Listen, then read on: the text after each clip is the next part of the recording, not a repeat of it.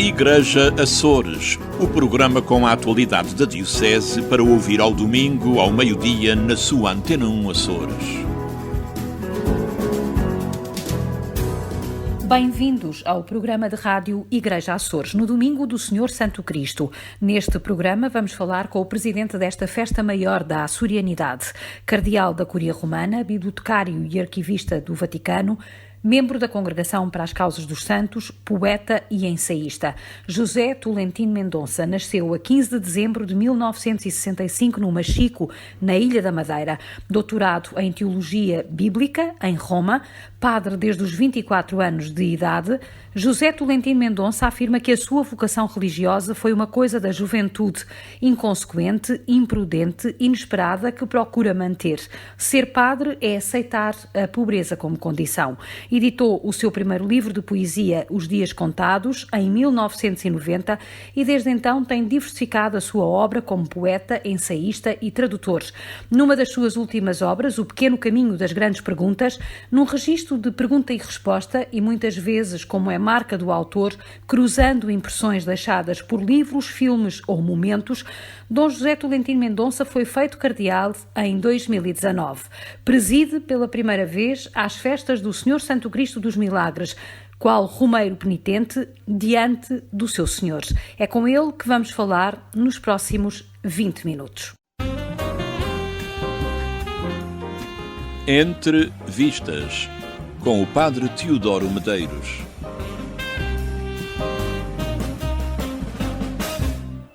O filme desta semana é português e chama-se A Metamorfose dos Pássaros. É um exercício poético de memória familiar, uma homenagem aos avós e pais da realizadora Catarina Vasconcelos.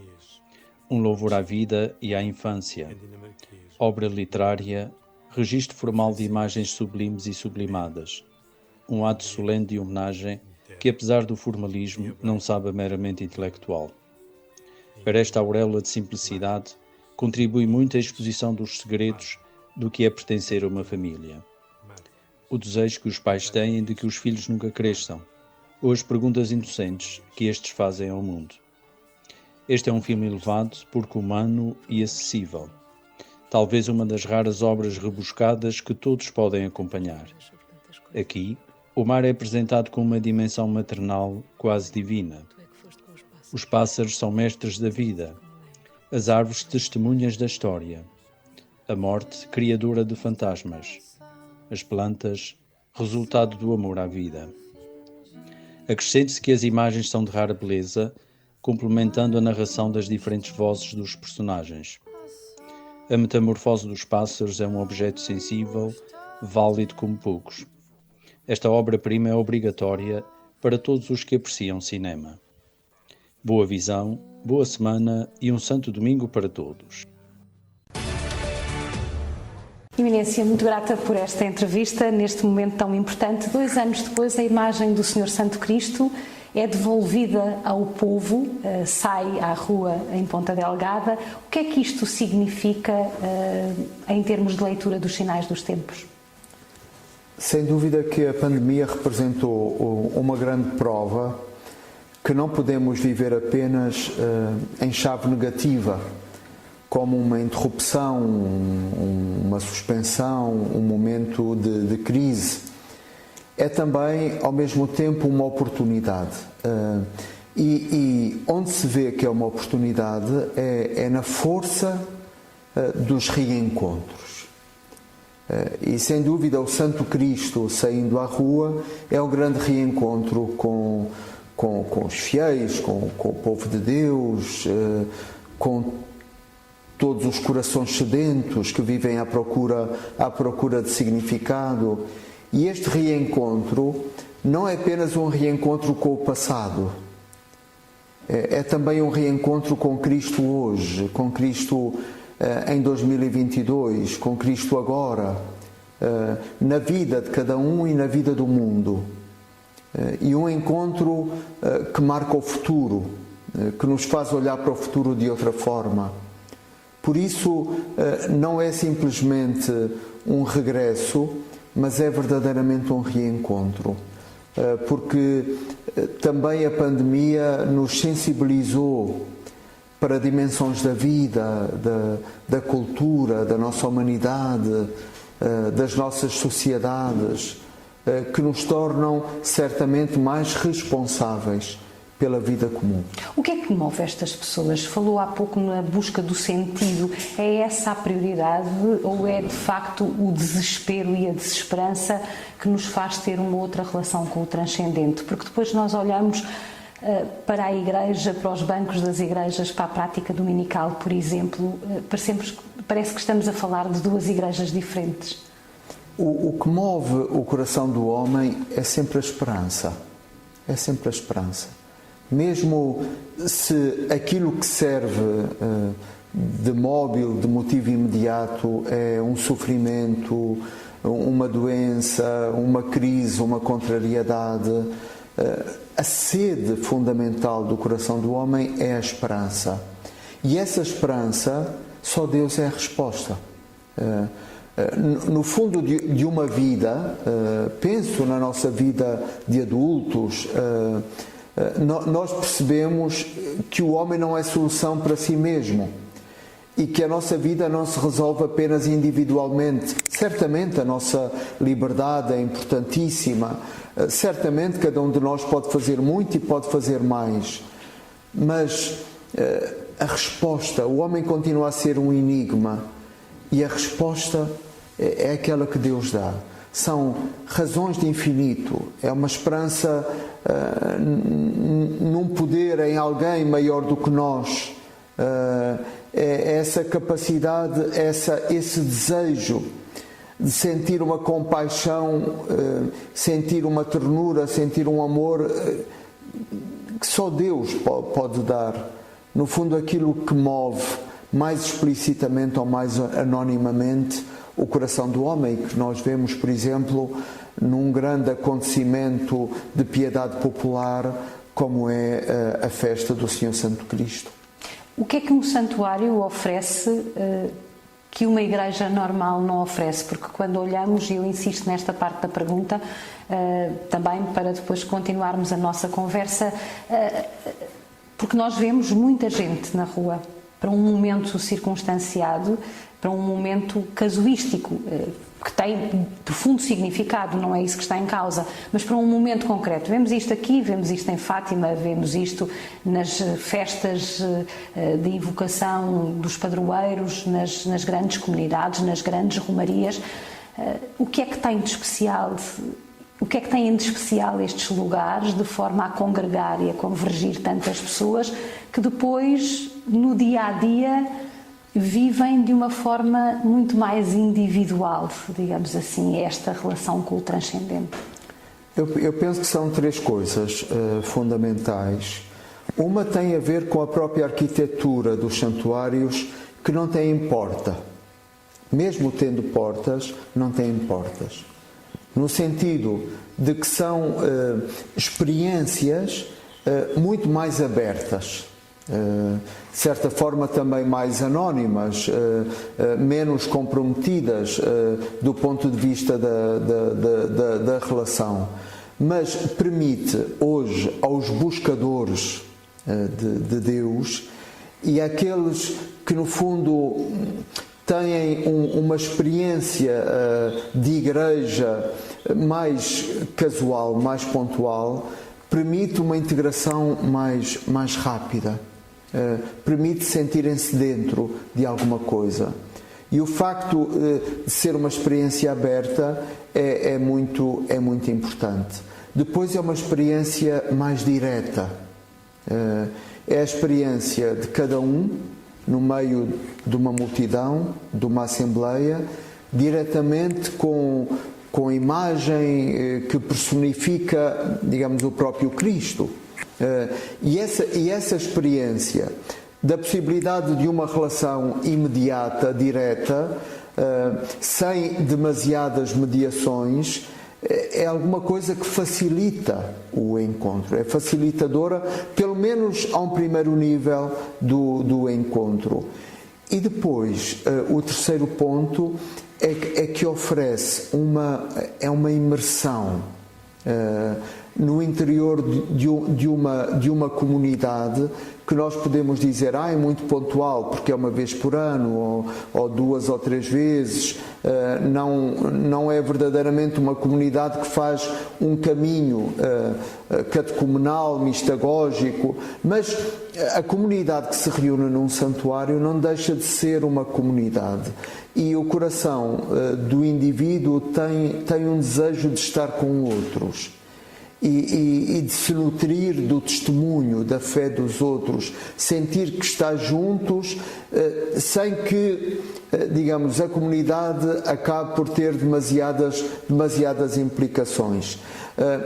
Eu penso que estas três dimensões, a dimensão das portas abertas, a dimensão de uma relação mais direta, e a dimensão de uma imersão numa experiência comunitária são coisas que nos devem fazer pensar também em relação às paróquias tradicionais, porque as paróquias estão em mudança, estão em transformação, e é preciso que as paróquias integrem também dimensões que hoje são típicas do santuário.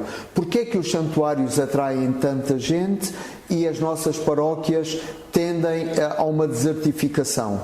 Eu penso que tem de haver uma reflexão importante. É claro, são modalidades diferentes. Possivelmente um santuário é mais predisposto a ser um primeiro anúncio ou a ser um lugar de reencontro, onde tantos vêm para dar uma segunda oportunidade à Igreja e a um percurso de fé, e esse reencontro tem uma dimensão emocional que também é muito importante, porque as pessoas têm de ser tocadas, e muitas vezes na paróquia o peso da administração, o peso de uma certa burocracia paroquial, o peso das mediações muito cristalizadas, acabam por afugentar as pessoas que buscam, as pessoas que procuram, porque vêm em busca de uma relação direta, fazer uma experiência de acolhimento, de imersão, e muitas vezes é a frieza de uma máquina a experiência que lhes é proposta. Havendo este potencial tão importante e tão promissor do ponto de vista da evangelização a partir dos santuários e a partir também da própria religiosidade popular, pergunto-lhe porque é que em certos setores da Igreja ainda verificamos alguma resistência a esta expressão da fé do povo. Eu penso que hoje há um outro olhar em relação aos santuários, e um certo preconceito que existiu em certas épocas hoje se desfaz, porque se percebe que os santuários são uma fronteira importante para a Igreja, é a primeira linha de acolhimento. Hoje os grandes santuários são hospitais de campanha, para usar uma metáfora do Papa Francisco. São estes lugares de acolhimento, lugares de escuta, lugares de cura, lugares onde um primeiro anúncio é colocado, mas as pessoas sentem também de uma forma emotiva, porque a nossa fé tem de sair de uma estação demasiado racional que a caracterizou. As pessoas sentem também de uma forma emotiva que a fé é abraço, a fé é tocar as feridas. A fé é essa capacidade de fazer um caminho com a nossa humanidade, na sua vulnerabilidade, na sua sede, no seu desejo mais vivo. E penso que hoje se entende que o santuário não é um resquício do passado, de uma fé a ser ultrapassada, mas é um lugar de futuro. Hoje os santuários são para a Igreja laboratórios de futuro, porque nos dizem tanta coisa, nos permitem ver, talvez com maior clareza, caminhos que depois devem ser aplicados, traduzidos, certamente redimensionados, adaptados, mas que potenciam, trazem uma vitalidade nova também à rede paroquial e a outras redes de presença da Igreja no mundo. Nós temos estes dias de festa em São Miguel, com o Senhor Santo Cristo dos Milagres. Há, de facto, a tal sede que se expressa depois no volume de pessoas que inunda as ruas para esse encontro imediato, primeiro com uma imagem, mas depois, na verdade, aquilo que ela significa é o encontro com o transcendente. Nós estamos a viver um momento muito difícil na Europa, com uma guerra que se calhar era impensável. Saímos de uma pandemia. Da leitura que faz deste tempo, que sinais de esperança é que recolhe neles e que imagem lhe traz em termos de desafios que possam colocar-se neste momento a nós, humanidade, e a nós, cristãos em particular? Eu penso que é muito importante termos a consciência de que o cristianismo não é natural.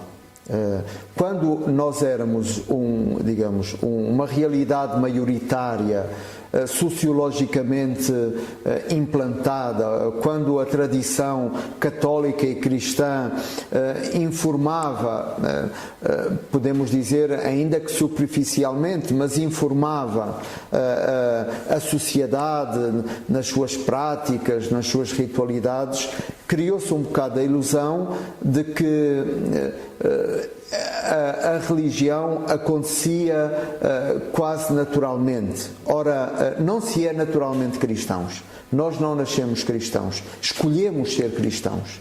Tornamo-nos cristãos. Então o cristianismo é uma proposta. E eu penso que este tempo, com todas as suas dificuldades, é um tempo de grande transformação do mundo, de grande revisão das nossas ideias acerca da realidade do mundo, porque o homem vivia um certo sentido de omnipotência, de invulnerabilidade, e a pandemia mostrou-nos que nós somos sociedades muito frágeis, de todos os pontos de vista. Nós tínhamos uma fé cega na ciência, achávamos que estávamos protegidos contra tudo e de repente tivemos de aprender coisas essenciais, tivemos de mudar as nossas práticas de sociabilidade. As nossas sociedades de um dia para o outro acordaram mais frágeis, e quando nós ouvimos os homens de ciência, eles dizem: isso será o futuro. No futuro, as nossas sociedades aumentarão a sua vulnerabilidade. Então, a pandemia é uma espécie de ensaio do futuro. E a guerra, a conflitualidade da guerra, também mostra como a paz não é um valor adquirido. Digamos, nós que já estamos longe, em termos epocais, não assim tanto longe, mas pensamos no percurso de uma geração, não temos memória de uma guerra mundial, mas e não podemos pensar que a paz é alguma coisa feita. Não, nós temos de construir, temos de fazer, temos de tomar escolhas, temos de nos envolver. Então, este período da história, na sua exigência, é um período de grande turbulência, de grande incerteza, mas é um período que nos fala claro. Ao menos este período tem, para a Igreja e para o mundo, a vantagem de falar claro e dizer: não há automatismos, é preciso construir, tomar opções na liberdade. Por exemplo, a paz. A paz é uma tarefa de cada dia. Nós não podemos pensar que a paz de ontem é uma garantia para a paz de amanhã.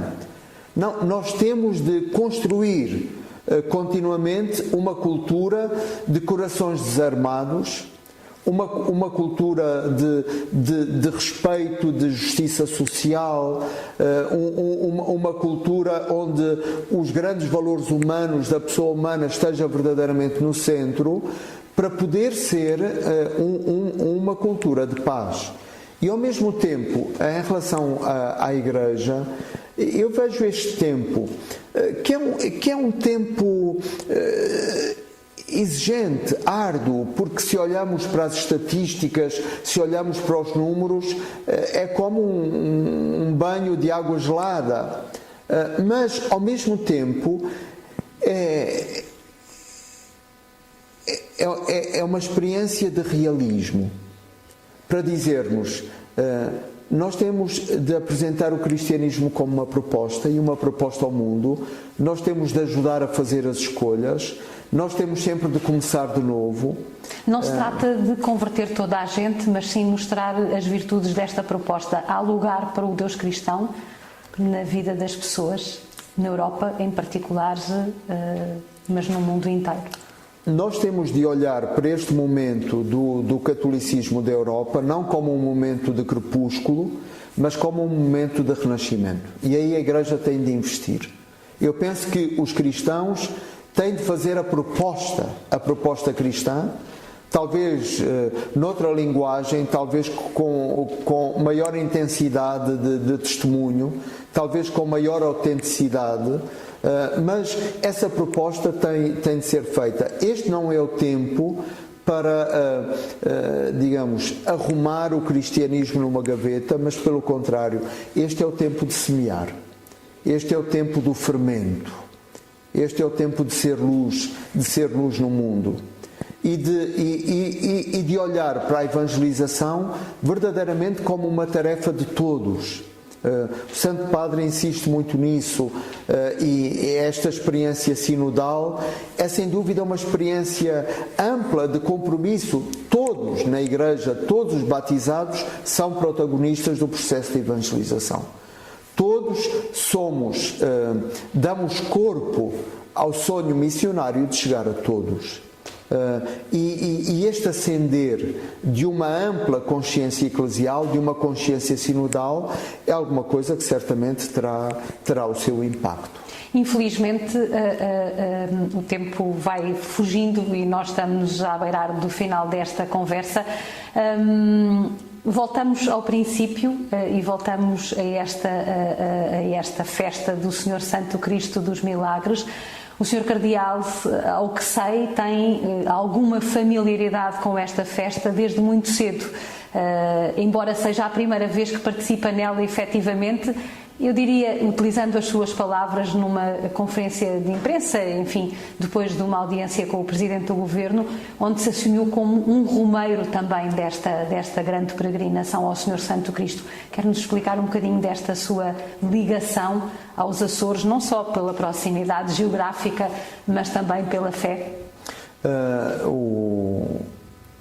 Eu provenho de uma família de gente do mar, e os madeirenses, os pescadores madeirenses do atum, fazem uma imigração sazonal aqui nos Açores, e muitos, quando voltam à Madeira, às suas famílias, levam uma recordação, e uma recordação muito habitual é um oratório do Senhor Santo Cristo. De maneira que também o meu pai fez esse percurso, e desde pequeno me habituei a ver em casa e à devoção da minha família em relação ao oratório, à imagem do Senhor Santo Cristo levada pelo meu pai. De maneira que, de facto, é a primeira vez que participo na festa, mas há muitos anos que esta ligação afetiva com o santuário, com a imagem, com esta devoção, está muito, muito presente em mim. E a imagem dos romeiros, que ontem, por exemplo, via em vários lados da ilha, à tarde, começarem a caminhar durante horas para chegar à noite aqui ao Campo Santo e à Igreja de São José e aqui ao Convento da Esperança, é para mim de facto uma imagem extraordinária, e é a imagem do peregrino. Sente-se nos pés dele? Eu sinto-me um peregrino do Senhor Santo Cristo, e penso que como bispo e cardeal, a minha missão antes de tudo também é atirar para ele o meu coração, atirar para ele as intenções da Igreja desta hora, as intenções desta Diocese, que está também na expectativa do Bispo novo que virá, e será certamente uma hora de esperança, mas trazer até o coração do Senhor Santo Cristo, trazer as intenções, os sofrimentos desta hora, porque para falar aos homens de Cristo é preciso falar a Cristo, dos homens, daquilo que é vida, e são os sofrimentos e as esperanças desta hora do mundo. Esta imagem é uma imagem lindíssima, e uma imagem que até sem a sua coroa, sem o resplendor, sem as joias que o adornam, se calhar ainda porventura é mais impactante. O que é que ela lhe diz a si pessoalmente, Sr. Cardeal? Eu concordo com isso que diz, porque esta é a imagem da nudez. Por detrás da coroa de ouro, do manto, das joias, é um Cristo nu, é um Cristo despido. Isto é um Cristo que toca a nossa humanidade nua, a nossa humanidade na sua fragilidade extrema. É um Cristo de carne, que toca a carnalidade humana, nessa mistura de sonho, desejo e também de lágrimas, também de cinza. É um Cristo encarnado na nossa humanidade, e é importante olhar para a pele de Cristo, para a carne de Cristo, porque aquela carne sofrida, aquela carne torturada, é o ícone da nossa esperança. A carta aos Hebreus diz de facto que Cristo é o sumo sacerdote, mas ele é o sumo sacerdote que pode representar os homens, porque os leva tatuados na sua própria carne. E o Santo Cristo é isto, é a beleza desta imagem.